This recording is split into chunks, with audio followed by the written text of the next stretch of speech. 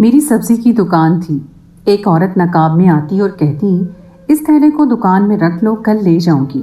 और उसने मुझे वो गंदा थैला रखने के 10,000 दे दिए और कहा, रोज़ाना मुझे 10,000 मिलता रहेगा। मैं बहुत खुश था, लेकिन तजस्सुस भी था, आखिर इस गंदे थैले में है क्या। एक दिन जैसे ही वो थैला खोला, मेरे कदमों तले से ज़मीन निकल गई। उसमें तो मेरा नाम कासिम है। मैं एक सब्जी फरोश था। सब्जी के छोटे से ठेले पर काम करता था। मैं एक पठान था और शादी गांव में हुई थी। मेरा काम शहर में था, इसलिए शादी के फौरन बाद ही बीवी को लेकर शहर आ गया। रक्षंदा मेरी बीवी है, बहुत सुलझी हुई लड़की थी। उसने आते ही घर का नक्शा अपनी सलीका शारी से बदल दिया था।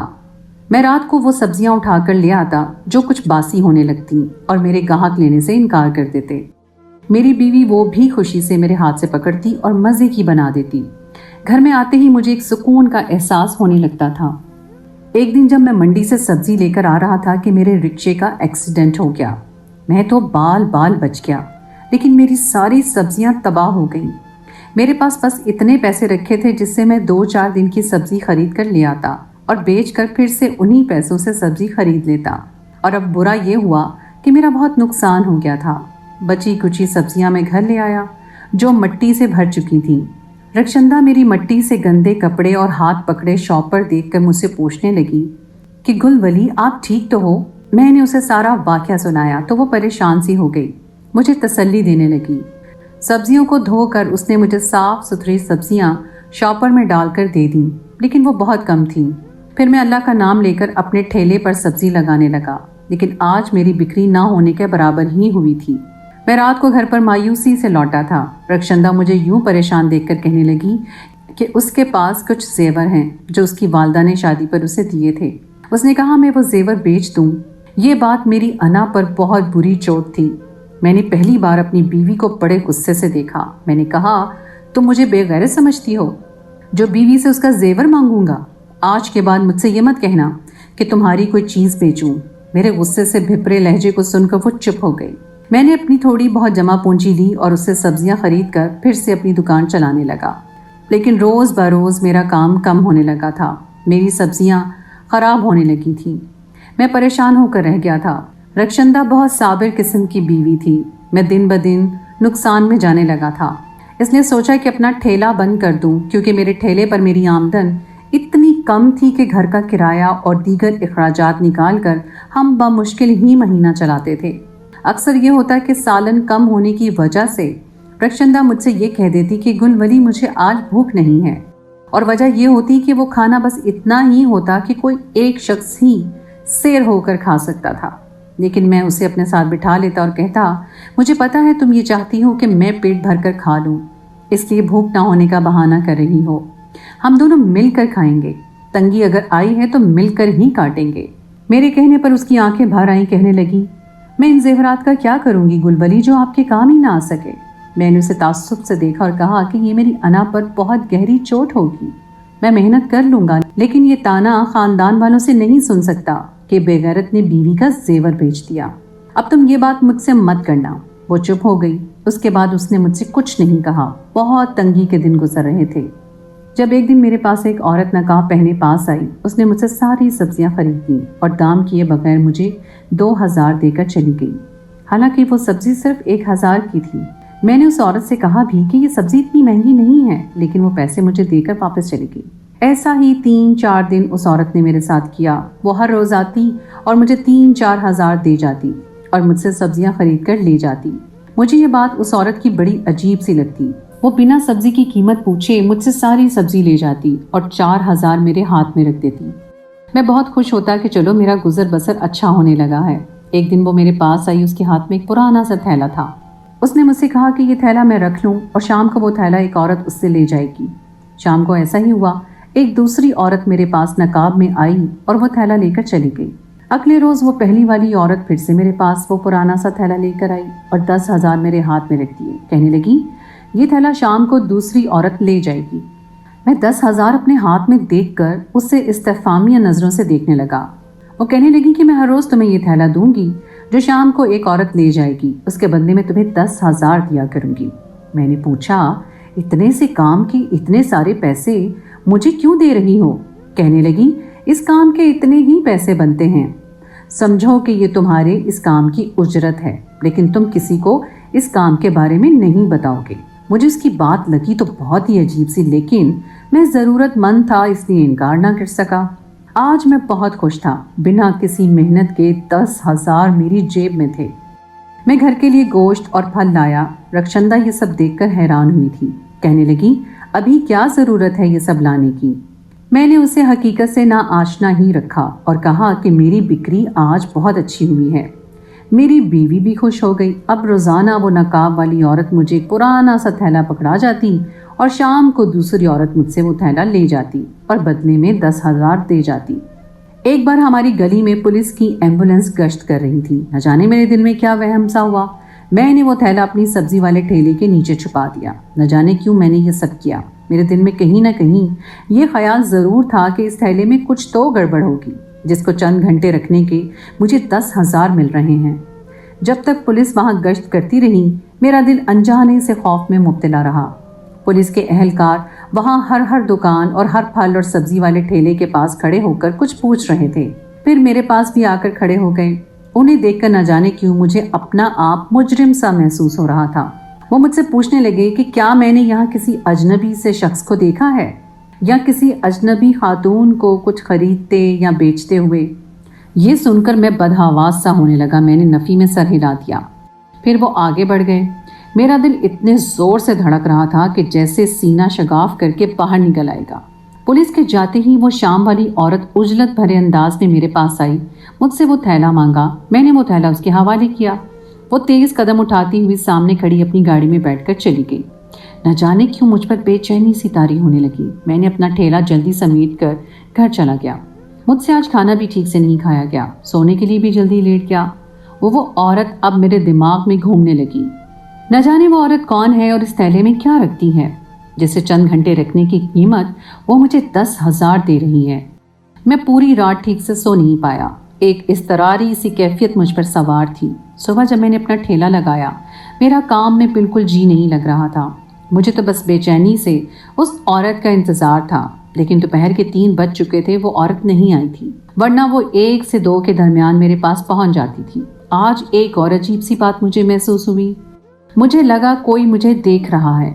जैसे मैंने दाएं बाएं जानिब नज़र दौड़ाई तो एक अजनबी सा शख्स जो अच्छे डेल डोल का मालिक था, उसकी रंगत सांवली थी। मुंह में सिगरेट दबाए वो मुझ पर ही नजरें जमाए खड़ा था।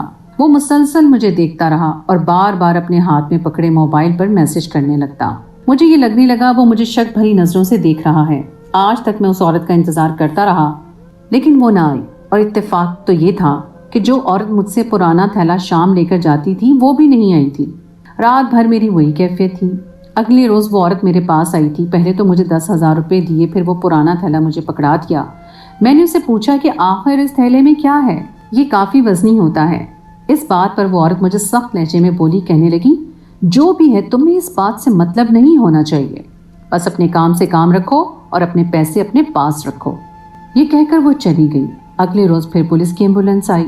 इस बार ऑफिसर खुद आया और दुकानदारों से फिर से पूछताछ करने लगा।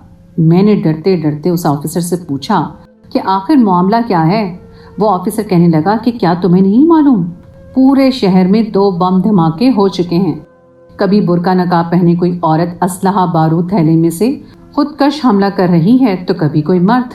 कभी तो कोई अनजाना सा बैग या थैला किसी जगह रख जाते हैं और जब बम फटता है तो हजारों लोगों की जानें जाती हैं। ये सुनकर तो मेरी रंगत फीकी पड़ गई। वो औरत मुझसे क्या काम लेना चाह रही थी। अब तो मेरी घबराहट और बदहवासी का ये आलम था कि मेरे पसीने छूटने लगे।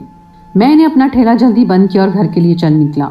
ये देखकर मेरे हवास मुअत्तल हो गए कि जो औरत मुझसे वो पुराना थैले में कुछ लेकर जाती थी, उसकी गाड़ी मेरे घर के बाहर खड़ी थी। वो मेरे घर से निकलकर गाड़ी में बैठकर चली गई। मैं जब घर गया, मुझे वक्त से पहले घर देखकर रक्षंदा आज घबराई हुई थी। मैंने पूछा, ये कौन औरत थी जो घर आई थी? तो बदहवास सी हो गई। कहने लगी, मुझे नहीं मालूम। बस मुझसे कहने लगी, बहुत प्यास लगी है, पानी पिला दो। मैंने बस उसे पानी पिला दिया था, फिर वो चली गई। मैंने रक्षंदा से कहा कि आइंदा किसी गैर औरत को अपने घर में ना बुलाए, हालात ठीक नहीं हैं। न जाने क्यों मुझे लगा रक्षंदा की चुराई चुराई नजरें उसकी बात की चुगली खा रही हैं। میں رات کو سو کے آدھی رات میری آنکھ کھلی تو رخشندہ میرے برابر میں نہیں تھی۔ میرے گھر میں 2 ہی کمرے تھے۔ میں اٹھ کر باہر صحن میں آیا تو دوسرے کمرے کی لائٹ جل رہی تھی لیکن دروازہ مقفل تھا۔ رخشندہ آدھی رات دوسرے کمرے کو لاک کیے کیا کر رہی تھی؟ میں نے پہلے تو سوچا دروازہ کھٹکھٹاؤں، لیکن پھر میں واپس اپنے کمرے میں آ گیا۔ کافی دیر رخشندہ کا انتظار کرنے لگا۔ وہ فجر سے کچھ پہلے ہی کمرے میں آئی تھی، دوپٹہ نماز کی طرح لے رکھا تھا۔ مجھے جگتا دیکھ کر کچھ متذبذب سی ہوئی۔ میں نے پوچھا کہ تم دوسرے کمرے میں کیا کر رہی تھی؟ میرے سوال پر وہ نروس سی ہو گئی، کہنے لگی تہجد پڑھ رہی تھی اور ایک وظیفہ بھی شروع کیا ہے جس میں کچھ بولنا نہیں ہے، اس لیے دروازہ بند کر کے کرتی ہوں تاکہ آپ کا کام ٹھیک سے چل سکے۔ اس کی بات پر میرا دل مطمئن نہیں ہو پا رہا تھا۔ کبھی تو لگ رہا تھا کہ وہ سچ کہہ رہی ہے، میں کیوں اس کے اخلاق پر شک کر رہا ہوں؟ ہر مشکل وقت میں میری بیوی نے میرا ساتھ دیا ہے، میری مدد بھی کرنی چاہی ہے۔ اپنی والدہ کے گھر سے ملا چھوٹا موٹا زیور تک بیچنے کو تیار تھی۔ یقیناً میرے لیے کوئی وظیفہ ہی پڑھ رہی ہوگی۔ میں نے دل کو بڑی مشکل سے مطمئن کیا تو آج وہ عورت مجھے تھیلے کے ساتھ 20,000 روپے دے کر گئی۔ میں چاہ کر بھی نہ جانے کیوں انکار نہیں کر سکا، کیونکہ مجھے 4 دن میں گھر کا کرایہ بھرنا تھا۔ رات کو کھانا کھا کر میں سو گیا۔ صبح میری آنکھ ایک زوردار دھماکے سے کھلی۔ میں ہڑبڑا کر اٹھ بیٹھا۔ ہماری گلی کے باہر چھوٹے سے بازار میں دھماکہ ہوا تھا۔ یہ سن کر تو میرے پاؤں کے نیچے سے زمین نکل گئی۔ میں بھاگ کر وہاں پہنچا جہاں میں بھی ٹھیلا لگاتا تھا۔ چاروں طرف آگ ہی آگ تھی، لوگوں میں عجیب سا انتشار پھیلا ہوا تھا۔ لوگ دائیں بائیں جانب بھاگ رہے تھے۔ آگ کی لپیٹیں اب تک کی دکانیں اور گھر کو اپنی لپیٹ میں لے چکی تھیں۔ پولیس کی موبائلز اور میڈیا کے لوگ وہاں پہنچ گئے تھے۔ سننے میں آ رہا تھا کہ ایک عورت نے ایک تھیلے میں بارود ڈال رکھا تھا اور وہ پھٹ گیا۔ یہ ایک خودکش حملہ ہوا تھا۔ کئی لوگوں کو پولیس پکڑ کر اپنے موبائل میں بٹھانے لگی۔ ایک اہلکار نے مجھے بھی پکڑ کر بٹھا لیا۔ میں کہنے لگا مجھے کیوں بٹھا رہے ہیں، میرا کیا قصور ہے؟ جتنی بھگدڑ مچ چکی تھی، پولیس کو جس پر بھی شک ہو رہا تھا وہ اسے پکڑ پکڑ کر اپنی گاڑی میں بٹھا رہے تھے۔ میرے دل کی یہ حالت تھی کہ دھڑکنا ہی بھول گیا تھا۔ مجھے لگا میری مجبوری نے مجھ سے ناجائز کام کروا دیا ہے اور اب میں نہیں بچوں گا۔ وہ عورت یقیناً بارود ہی مجھے دے کر جاتی تھی اور پورے شہر میں نہ جانے کہاں کہاں یہ ظلم کر رہی تھی۔ مجبوراً ہی صحیح، لیکن میں بھی اس گناہ کا حصے دار بن چکا تھا۔ بے شک مجھے پیسے تو ملے تھے، لیکن کئی جانیں میری وجہ سے جا چکی تھی۔ اب میں بہت پریشان ہو گیا۔ کئی نوجوانوں کے ہمراہ مجھے بھی جیل میں بند کر دیا گیا۔ پھر ایک انسپیکٹر وہاں آیا، ہم سے بہت سختی سے پوچھنے لگا، کہنے لگا ہر گلی میں CCTV کیمرے لگے ہوئے ہیں، اس لیے اگر جان پیاری ہے تو سب سچ سچ بتا دو، ورنہ کیمرے کی آنکھ تو اس مجرم کو دیکھ ہی چکی ہے۔ یہ سن کر میری یہ حالت تھی کہ کاٹو تو لہو نہ نکلے۔ میری رنگت بالکل پھیکی پڑ چکی تھی۔ مجھے اپنی موت سامنے دکھائی دینے لگی۔ دل میں خیال آیا کہ کیا تھا جو اپنی غیرت جو ایک طرف رکھ کر بیوی سے ہی زیور ادھار مانگ کر اپنے کام کا سلسلہ چلا لیتا۔ جب کام بھلا چنگا ہو جاتا تو میں اسے واپس کر دیتا، لیکن اب تو بری طرح سے پھنس گیا ہوں۔ میرے سامنے موت ہی موت منڈلا رہی تھی۔ پھر کچھ دیر کے بعد مجھ پر جرم ثابت ہو گیا۔ میں جس عورت سے تھیلا لے رہا تھا وہ عورت مجرم تھی، جو میری مجبوری سے کھیل کر مجھ سے یہ ناجائز کام لے چکی تھی۔ مجھے موت کی سزا سنائی جا چکی تھی۔ رخشندہ مجھ سے ملنے آئی، بے تحاشا رو رہی تھی۔ میری انا پرستی نے مجھے کہاں کا کہاں کھڑا کر دیا۔ آخر وہ دن بھی آ پہنچا جس دن مجھے پھانسی ہونی تھی۔ مجھے موت کے تختے پر کھڑا کر دیا گیا۔ میں نے کلمہ زبان سے ادا کیا، لیکن جانتا تھا کہ جتنے قتل انجانے میں میرے ذمے لگ چکے ہیں وہ اس کلمے سے نہیں دھل سکتے۔ جلاد نے مجھے کالے رنگ کا کپڑا پہنایا، میرے ہاتھ پیچھے کی جانب بندھے ہوئے تھے، میرے گلے میں پھانسی کا پھندا پہنایا گیا۔ جیسے ہی میرے نیچے سے تختہ اٹھایا گیا میں ہڑبڑا کر اٹھ بیٹھا۔ میں اپنے کمرے کی چارپائی پہ موجود تھا۔ کمرے میں ہلکی سی روشنی تھی۔ میرا پورا وجود پسینے سے شرابور ہو چکا تھا۔ میں خواب دیکھ رہا تھا۔ اس خواب نے میرا دل ہلا کر رکھ دیا تھا۔ میرا حلق اتنا خشک تھا جیسے گلے میں کانٹے سے اگ گئے ہوں۔ میری حالت ابتر سی ہو رہی تھی۔ مجھ پر شدید گھبراہٹ طاری تھی۔ میں سوچ چکا تھا میں یہ سب کام نہیں کروں گا۔ موت کو اپنی آنکھوں سے دیکھ چکا تھا، مر جانے کی کیفیت کو محسوس کر چکا تھا۔ جو اذیت میں نے خواب میں دیکھی وہ سچ بھی ثابت ہو سکتی تھی۔ میں نے بازو کی آستین سے چہرے کا پسینہ پہنچا۔ رخشندہ اب بھی کمرے میں موجود نہیں تھی۔ مجھے بہت شدت سے پیاس محسوس ہو رہی تھی۔ میں پانی پینے باہر آیا۔ میں نے مٹکے سے پانی کے گلاس نکال کر پیا۔ جب میری طبیعت کچھ بحال ہوئی تو میں نے دیکھا کہ آج کمرے کا دروازہ کھلا ہوا تھا۔ میں نے اندر جھانک کر دیکھا، رخشندہ ایک بہت قیمتی لباس پہن کر خود کو آئینے میں دیکھ رہی تھی۔ میں نے سوچا شاید اپنے جہیز کے کپڑے پہن کر دل خوش کر رہی ہے۔ جب سے شادی ہوئی تھی میں اسے کہیں لے کر نہیں گیا تھا، وجہ میری کم مائیگی تھی۔ میں کمرے میں آیا۔ صبح جب وہ عورت مجھے تھیلا دے کر گئی میں نے اس میں وہ تھیلا لے لیا، लेकिन बुरके की हवा उड़ने पर उसका लिबास देखकर मेरा दिल जैसे बंसा होने लगा। मैंने उस औरत की कलाई पकड़ ली। वो मुझे हैरत से देखने लगी। मैंने कहा, रक्षंदा तुम? मेरी बात पर वो मुझसे हाथ छुड़वाने लगी। मैंने उसकी आंखों में गौर से देखा। वो मेरी बीवी ही थी। उसने वही जोड़ा पहन रखा था जो वो रात को पहनकर खुद को आईने में देख रही थी। मेरे लिए और भी दिल दहला देने वाली बात थी, मैंने उसका नकाब उतारा तो वो मेरी बीवी ही थी। मैंने उसका हाथ छोड़ दिया। घबरा कर वहां से वो चली गई। उस बुरके के नीचे वही लिबास था जो वो रात को पहन रही थी। तो क्या मेरी बीवी ये नाजायज काम कर रही थी? वो थैला भी अपने साथ ले गई थी। मैंने अपनी सब्जी वाला ठेला बंद किया और घर चला गया। घर का दरवाज़ा लॉक नहीं था।